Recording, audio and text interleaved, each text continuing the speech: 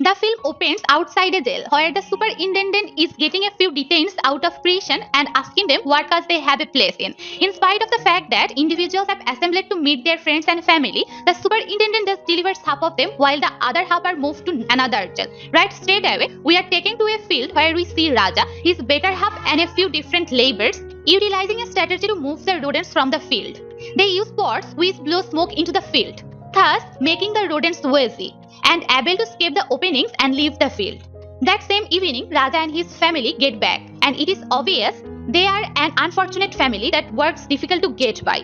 That evening, a weighty downpour sets off, and the rooftop begins sealing. Nonetheless, that isn't their main issue since one of the walls implodes on the ground. The following day, the town's leader sends one of his men to find Raja, and the man says the president is having a few difficulties in his home and needs his assistance. Raja came, and when he visits the president's home, he is educated that a snake has sneaked into the house, and he is approached to track down it and eliminate it. Raja investigates the house, and he at first sees it as an hope rather than the snake, yet minutes after the fact, he detects a cobra sneaking and tracking away among certain jabs. He snatches the snake with his hand and afterwards attempts to appeal it until he can lift it by its hand. The president advises him to kill the snakes. However, Raja says he can't simply go around killing snakes on the ground, that their territory would be overpowered by rodents, assuming he did.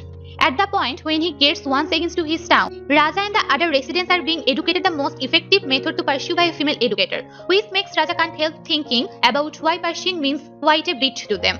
The educator lets him know that, assuming he figures out how to pursue, the rest will before long follow. The following day, Raja and few different men visit the head of the nearby school and ask him how they can get a clan declaration, yet the chief lets them know they need to apply to enter the school. Be that as it may, a clan testament would be of no utilizing to them since they own no land themselves. Afterwards, Radha meets with his significant other Sandani, and she declares that she is pregnant, and she is going to bring forth their subsequent kid, which drives Radha to pursue a difficult decision and report to his spouse that he will pass on to one more land for a very long time to bring in some cash for their loved ones. Despite the fact that Sandani needs to go with him, Raja says that she needs to wait since she is pregnant and can't work. In addition, their senior girl Ali needs to go on with her schooling. Raja begins his new position. However, startling new development make the police visit the president's house in light of the fact that their adult men have been taken. The boss inquires as to whether he thinks anyone the president's answer adversely in case his significant other lets the police know that a man was in their house as of late to get a snack and he is presumably the person who took the gems.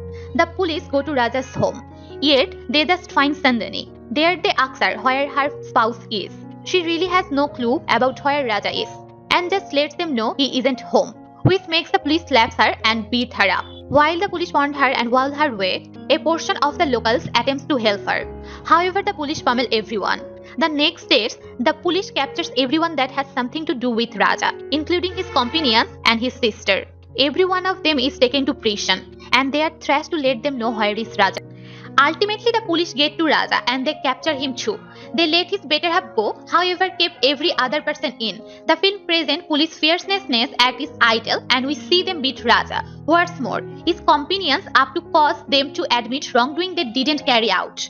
That evening, one of the men asks the cops to let Raja's sister go on the grounds that she is a lady and they are every one of men imprisoned. One of the police officers enters the cell and in a demonstration of forceful conduct, he embarrasses Raja's sister while punching the man and expressing that there are no men in here, the main man present in himself. The following day, Sandani visits her significant other in jail, and she can't help herself yet shout when she sees her better half is swing from a lot of ropes and he is being exposed to torment. The police permits her to bring her better half and their companions a few food, and one of them, Iru, says he can't bear any more aggravation and they ought to admit to taking the ornaments despite the fact that they didn't. Raja lets him know that these injuries will be restored in several days, assuming they secured the disgrace of being a criminal will remain with them until the end of time. Sandani grieves about the treatment they are getting from the police and right then, at that point the man approaches and says he won't permit her to talk soil for himself and snatches Raja by his hair, whiling him back inside. While being hauled away, Raja shouts at his significant other and tells her to not disregard him and to help him from outside. Sandani attempts to get herself a decent legal counselor, yet that ends up being a troublesome undertaking since no one needs to take upon Raja's case. Then she visits the town's leader and tells him to help her significant other out in light of the fact that he isn't the person who took the gems from his house. However, the president says he won't help a cheat, that he ought to get the discipline he merits. In the interim, Raja and his two companions realize that the police won't leave them be, and they are going to toss them behind bar in any case. And we see a short chapter where they get away from their cell with no different choices left, and keeping in mind that is very stressed over her better half, Sandani visits another legal advisor, Chandru, who is likewise a lobbyist who fights police mercilessness, and he as of late liberated 7,000 blameless individuals out of prison.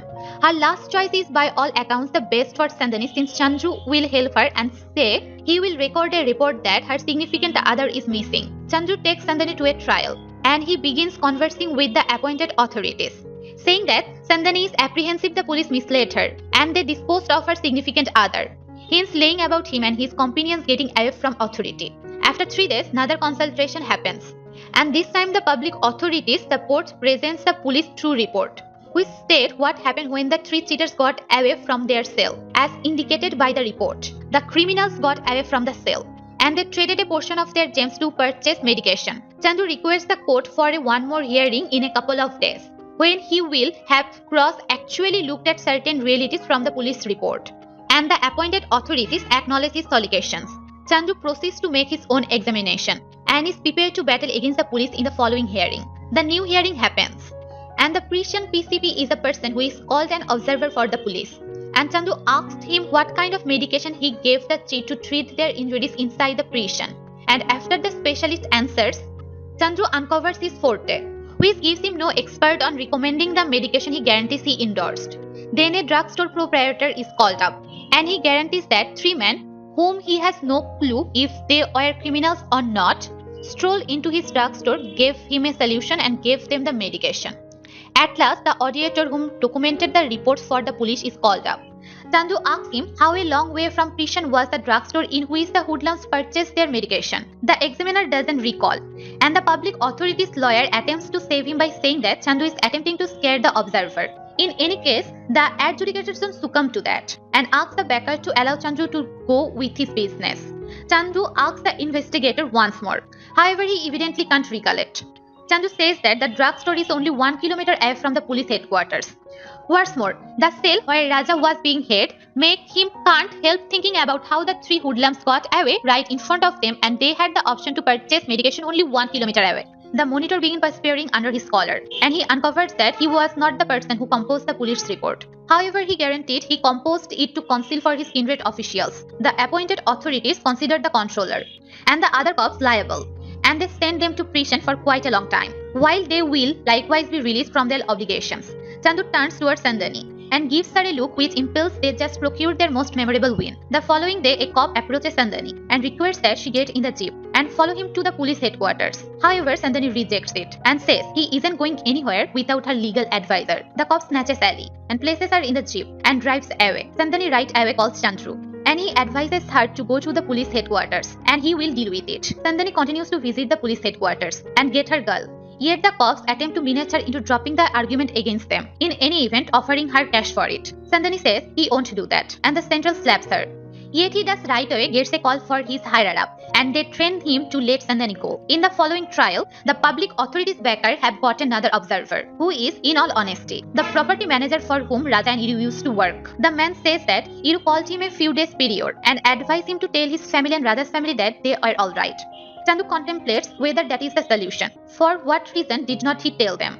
The man says he told the families he gotten that call, and Chandu investigates Sandani since this is the kind of thing he didn't have any idea. Chandu asks the court for quite a while to cross-check a new data, and he gets it. Back in his office, Chandu asks Sandani for what reason she didn't educate him anything. Furthermore, says he won't be her legal counselor any longer. However, the educator Mitra intercedes and says she was the person who advises Sandani to keep that data a mystery, since it is basically impossible that the man on the telephone was Iru, since Iru doesn't have the foggiest idea how to compose letter or numbers. Accordingly, he is unable to be the one calling.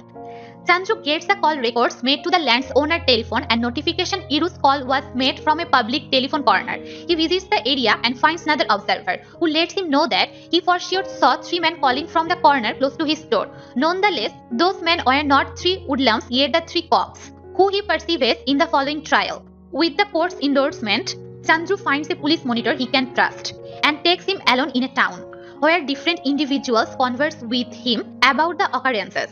At the point when the police attempt to approach them for something they didn't do, which drives him crazy and conclusive to figure out what has happened in Raja's situation. The new controller makes a ton of inquiries and he chats with each and every official from the police headquarters where Raja is being held.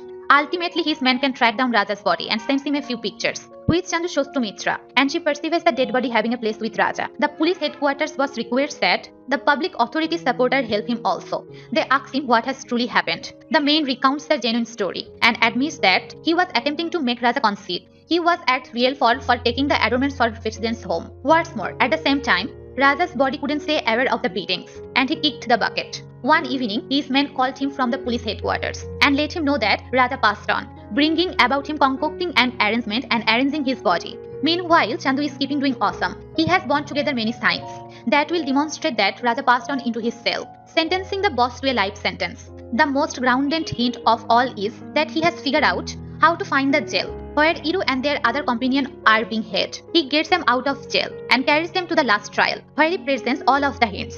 Iru and his companion talk reality with regard to the foolish fierceness they have encountered. Also how they are tormenting and pummeling Raja to make him admit.